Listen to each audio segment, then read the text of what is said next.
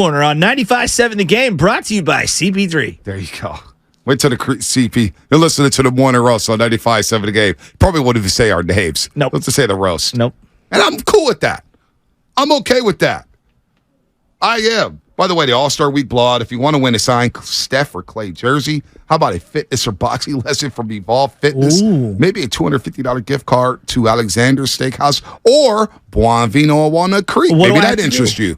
All you got to do is know the show, because at 9:20, when they throw the lines back out there, 888-957-9570, and you better get in, and you got to answer a question about the show today. You got to answer a question about the show today, and you call in, and you get a chance to win a prize. And we got 15 prizes here, and you just pick a number. If you get it right, you pick a number, and we open it up, and that'd be your prize.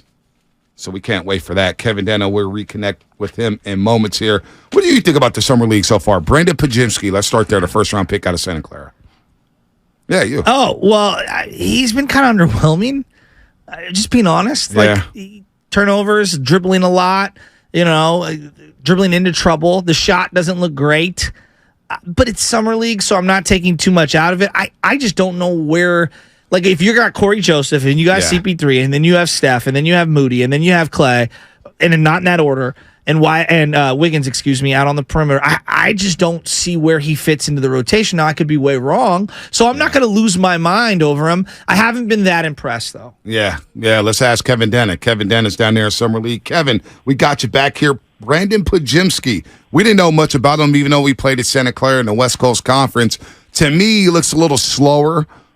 He does have nice brain, his IQ. Everybody's talking about IQ. IQ is becoming a new ramping up, but he does seem to make the right basketball play, but finishing right now is a struggle for him, the consistency with his shot, and maybe he's just not as athletic, and I don't know if that's going to be able to translate well in the NBA. What is your thoughts on Pod so far? Because it feels like you may be calling a lot of his basketball games this coming season. It's not a knock to play in Santa Cruz at all, but it looks like Paz needs a lot of work.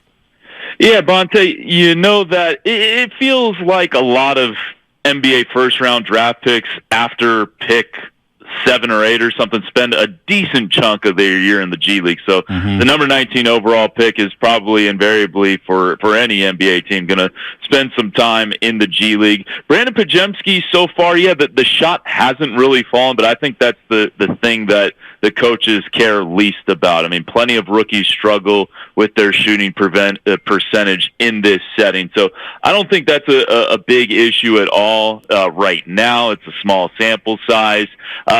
He has been a little turnover prone at times. He's gotten himself stuck into some tough spots. I do know that the coaches really like his IQ. His need to win, as Kirk Lacob told me on the air for our broadcast against the LA Lakers. So they really kind of like those intangibles. And obviously he does have a pretty good feel for the game with respect to setting up his teammates. I mean, he was 1 rebound shy of a triple-double last night, even though he was 3 of 16 from the field or something like that. So 10 points, 10 assists, 9 rebounds. And he's a good rebounding guard for his size. Yeah, that was one thing I was curious about. How would the rebounding translate? And look, Summer League is not NBA regular season, and I get that. But he has rebounded pretty well at Summer League thus far through 4 games. I mean, he's had double-digit rebounds in each of his last 2.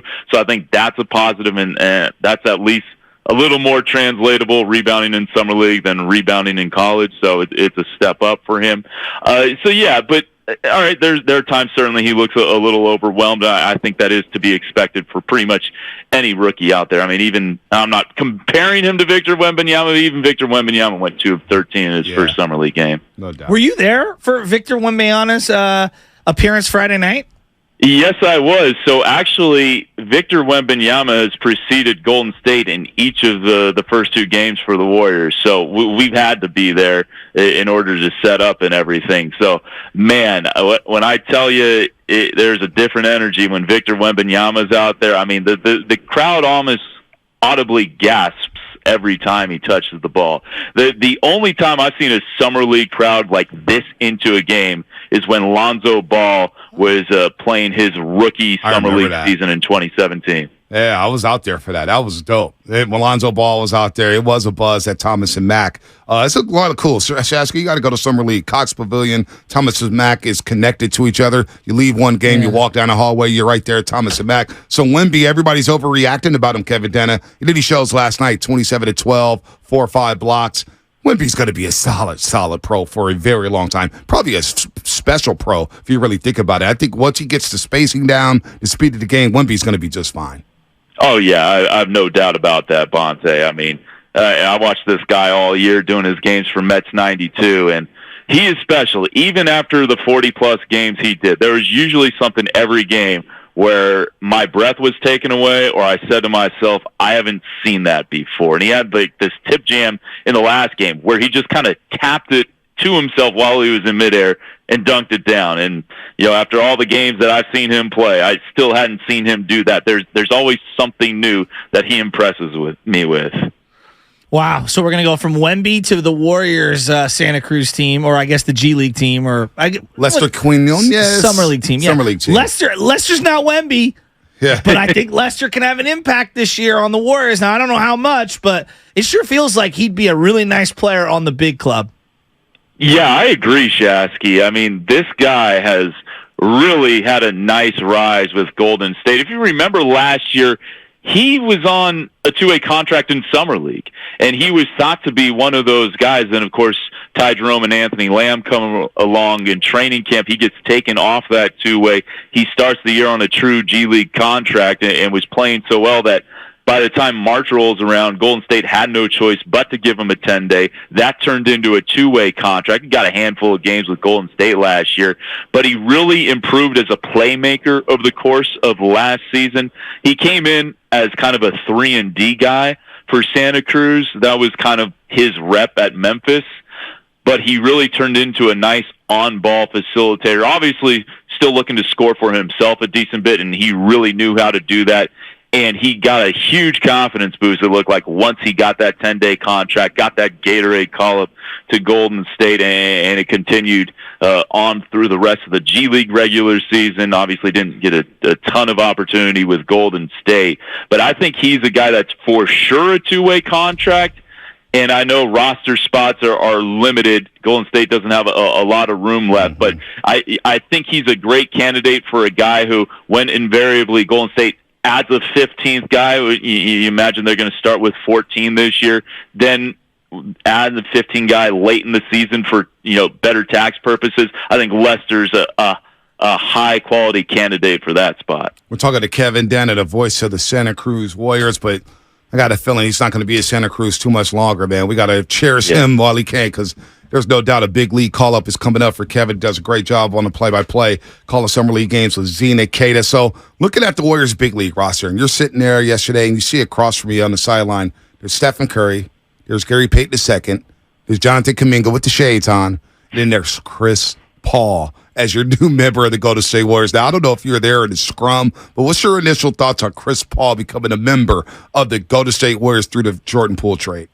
Yeah, man. I mean, so I wasn't in the scrum because it started when the Warriors Summer League game started. So we had Zena Keita, our sideline reporter for the game. She was in the scrum. She got the sound for us, and we were able to flip that around. R.C. Davis working his magic behind the scenes to get that Don't give him out too on much credit. Don't Warriors give R.C. radio too much for credit. us. But yeah, it's I never thought I'd see Chris Paul in a Golden State Warriors uniform after all the battles he had with the Clippers and the Rockets, and even with the Thunder and the Phoenix Suns. I mean, it's been pretty kind of mind-blowing to think, oh, all right, he's on Golden State now. And I do think it makes a lot of sense. After I can get past the sadness I felt when Jordan Poole was traded. Look, I love Jordan Poole. I think he's going to have a great NBA career. But it obviously makes a lot of sense for Golden State from a cap standpoint, financial flexibility.